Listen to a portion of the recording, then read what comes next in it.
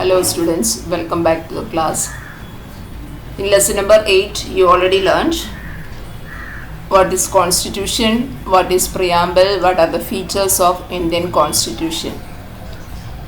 In this class, you are going to learn about fundamental rights, fundamental duties and directive principles of state policy. You have already learned in short about fundamental rights and fundamental duties. Now in this class we learn in detail about the fundamental rights. How many fundamental rights are there? What are they?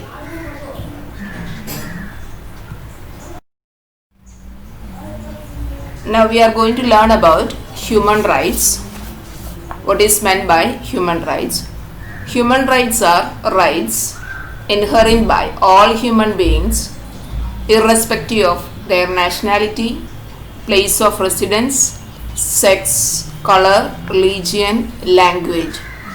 Human rights are needed for one's existence and overall developments. In a democratic country, every citizens are given basic rights.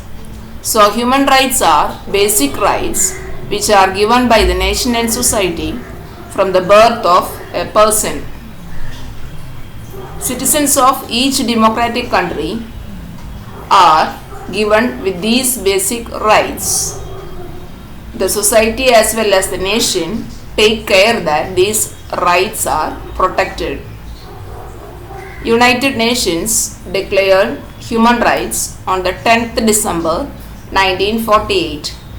From that day onwards, we celebrate 10th December as Human Rights Day.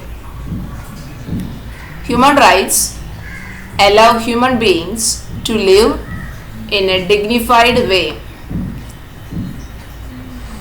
Every human being should get basic needs such as food, clothes, shelter, education, health, etc. India has incorporated certain basic human rights from the announced rights into its constitution. So by adding these rights to the constitution, the rights enjoy a legal status. So these added rights are called fundamental rights. Human rights have been added to the list of fundamental rights in the constitution to ensure a dignified life to the citizens. So human rights needed for one's existence and overall development. In a democratic country, every citizens are given basic rights. So human rights are the basic rights which are given by the nation and society from the birth of a person. 10th December is celebrated as Human Rights Day. These rights have been added to the list of fundamental rights in the Constitution to ensure a dignified life to the citizens.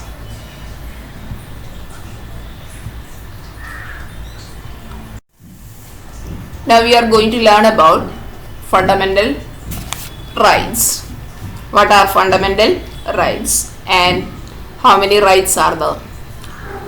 One of the most important feature of Indian Constitution is the fundamental rights. Citizens enjoy equal rights without discrimination.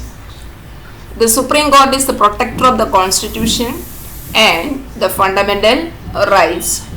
The basic human freedoms that every Indian citizen has the right to enjoy for a proper and harmonious development of personality and for the overall development of an individual is known as the fundamental rights. So fundamental rights are the basic human freedoms that every citizen has the right to enjoy for a proper and harmonious development of personality and achieve all-round development. That is known as fundamental rights. There are 6 fundamental rights: right to equality, right to freedom, right against exploitation, right to freedom of religion, cultural and educational rights, right to constitutional remedies. These are the 6 fundamental rights.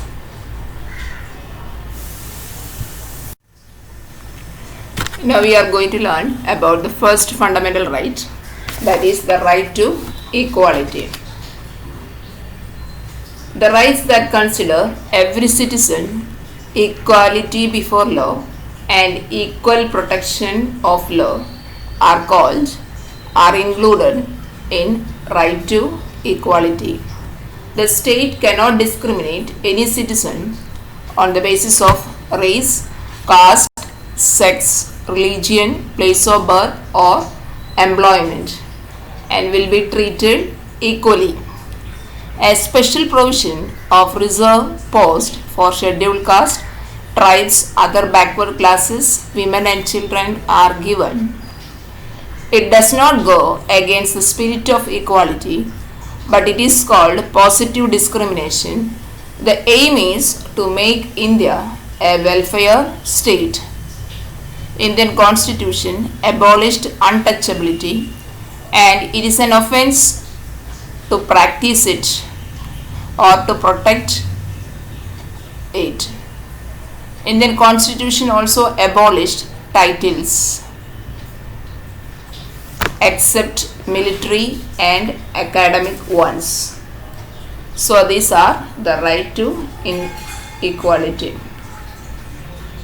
So the rights that consider every citizen equal before law and equality before equal protection of law included in the rights to equality. These rights ensures that the citizen will not be discriminated on the basis of caste, color, sex, education, etc. But certain provisions were given for women, children, scheduled caste, etc. It does not go against the spirit of equality, but it is called the positive discrimination to make India a welfare state.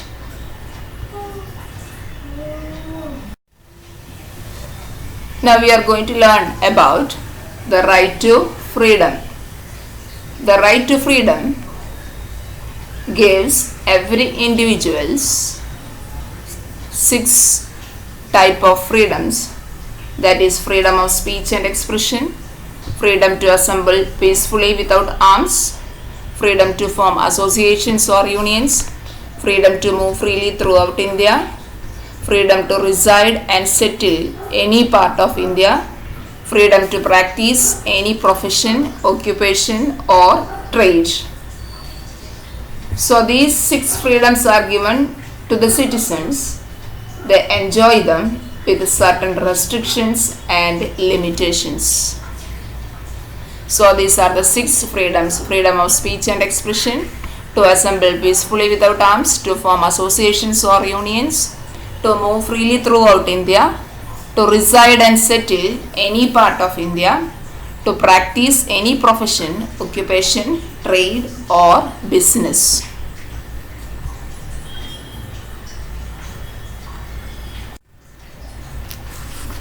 Now we are going to learn about reasonable control and limitations.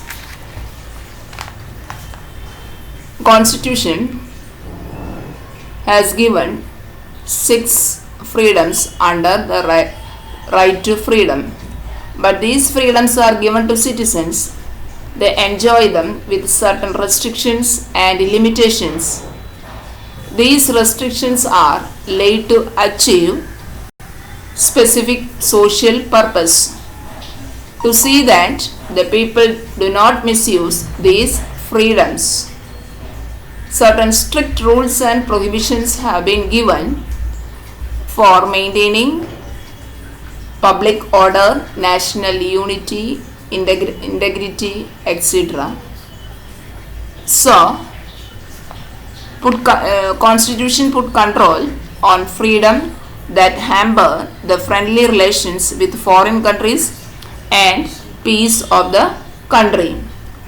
A person has freedom of speech and expression, but the state has the authority to prohibit use of such spoken or written words that promote disharmony, feelings of enmity, hatred, or ill will between people or in the society. Judiciary will decide on the appropriate control and limitations needed, keeping in mind the constitution of the country. So, reasonable control and limitations are necessary for maintaining the unity, safety, integrity, etc.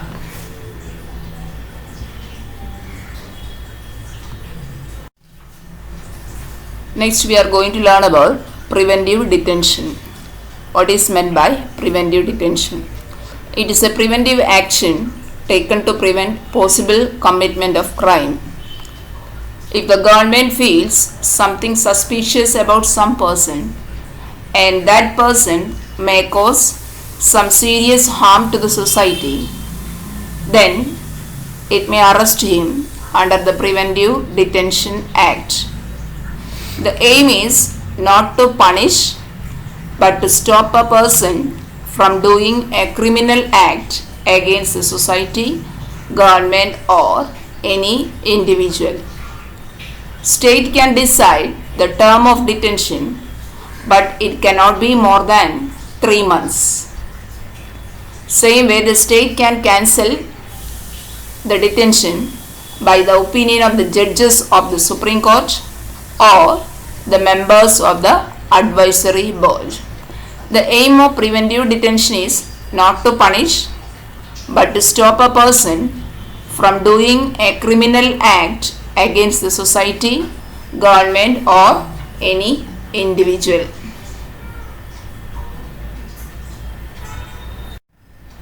Now we are going to learn about the right against exploitation.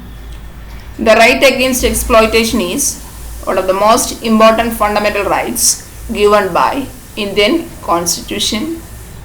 This right protects the citizens in various forms. Its aim is to protect citizens from being forced to environmental, domestic, and work hazards. It also protects women and children and others against exploitation of various forms. Under this right, human trafficking, forced labor, forcing into beggary, slave trade are considered punishable offense and hence should be eradicated from the society. So citizens are protected against exploitation like being treated as a slave or kept under captivity. No one should be treated as a bonded labor or made to do forced labor. All forced labor system has been abolished.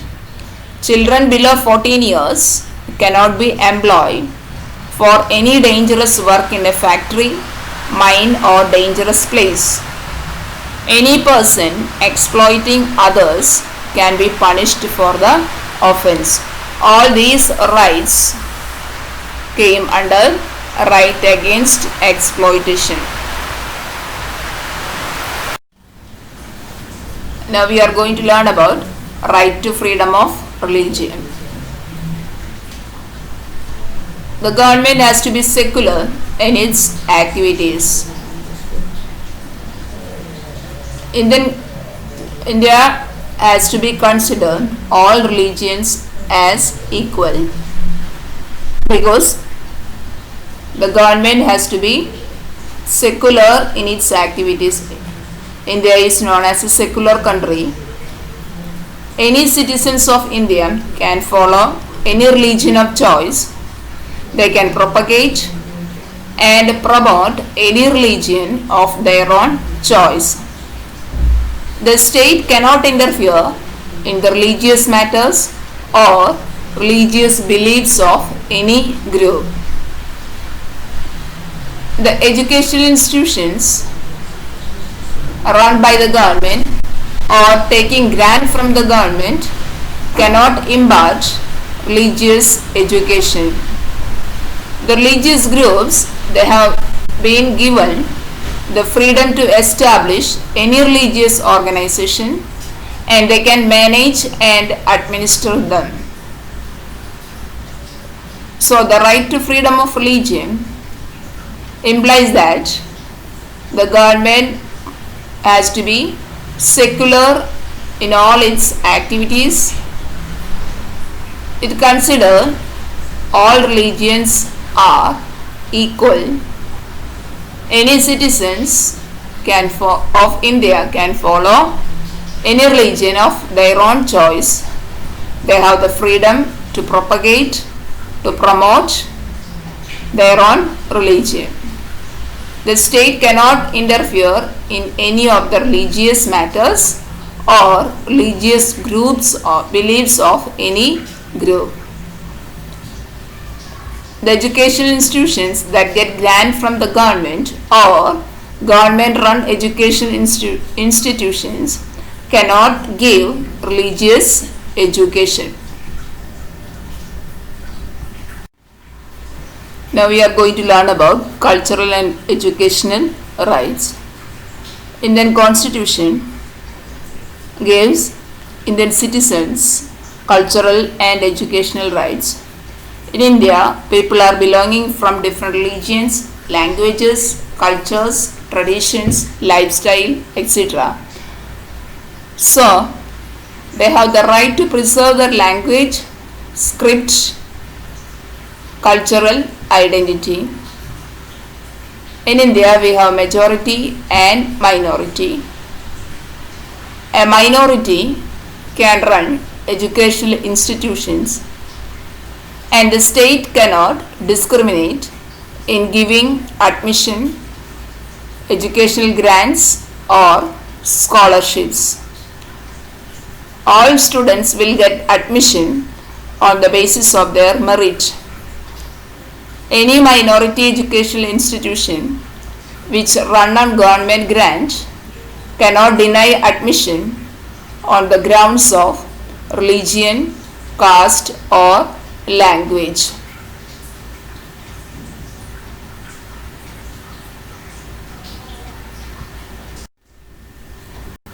Now we are going to learn about the right to constitutional remedies. It is a special feature of Indian Constitution. This right gives power to citizen to go to the court in case he is deprived of any fundamental rights. If any fundamental rights are violated, you can approach to the Supreme Court. Dr. B.R. Ambedkar considered this right as the soul of the Constitution. If a person deprived or denied any of the fundamental rights, he can make use of this right and seek justice from the court of law. The Supreme Court can give orders, instruction or decree. Nobody can oppose it.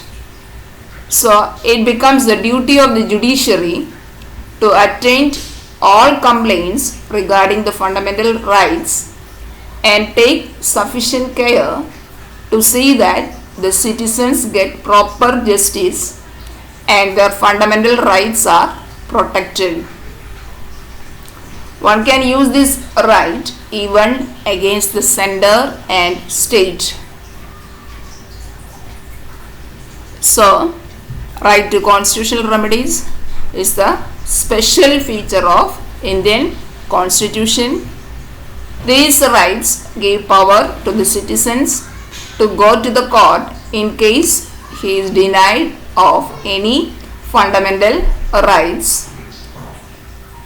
If a person derived or denied any of the fundamental rights, he can make use of this right and seek justice from the court of law. It is not only a special feature of fundamental rights, but a very special feature offered to the citizens of the country and one can use this right even against center and state government. So these are the 6 fundamental rights that Indian Constitution has given to Indian citizens. Next class we will learn about fundamental duties and